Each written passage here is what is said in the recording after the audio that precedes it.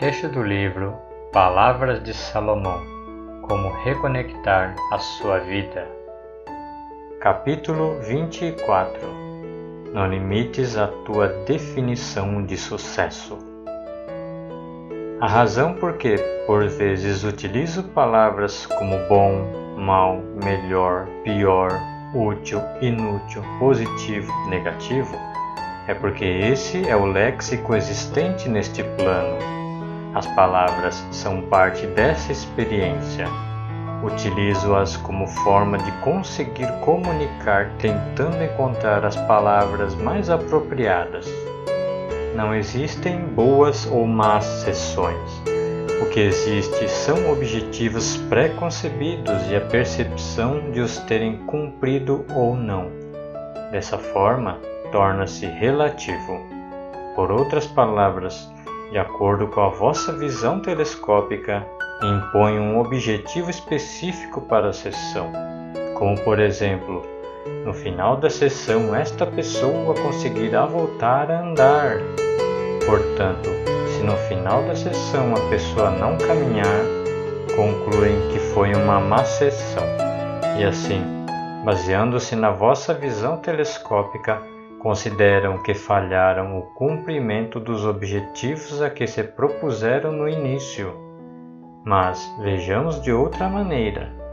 Talvez se tenha conseguido obter um outro tipo de entendimento em nada relacionado com o objetivo que impuseram a esta sessão.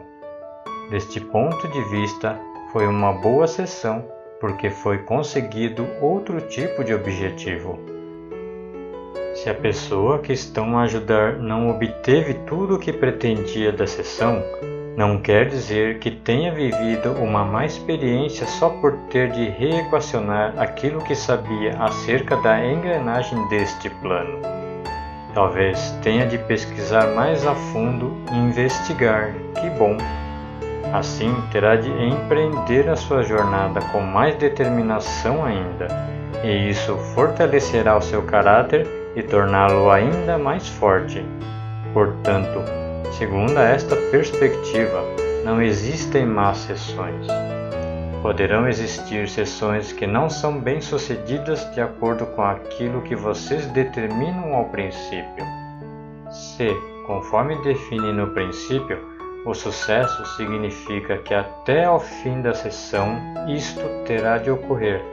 Então, se não acontecer, por definição, vocês pensam que falharam, porque já pré-determinaram aquilo que significaria sucesso.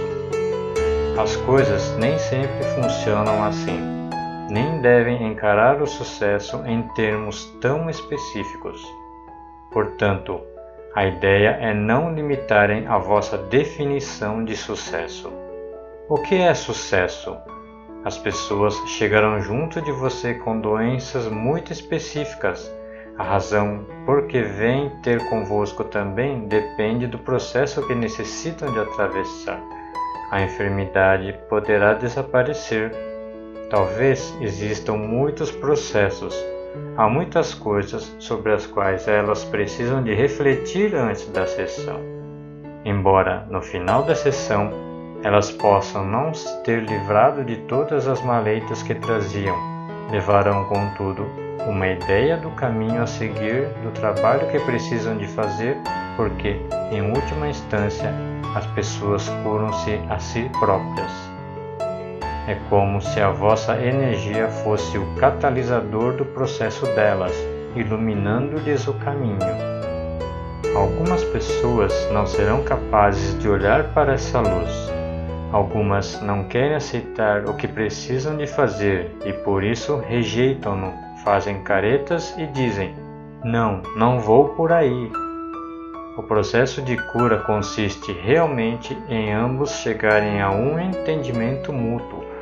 Vocês irradiam a luz, mas depende totalmente deles se estão ou não preparados para aceitar, ou dispostos a empreender um processo que os levará até a um ponto onde podem largar as muletas e caminhar. Vocês apenas podem irradiar a luz, apenas a podem mostrar. Se eles estão preparados para a cura, se já aprenderam as lições que precisam de aprender através das suas doenças, depende inteiramente deles. E alguns não querem aprender de imediato. Não é um julgamento.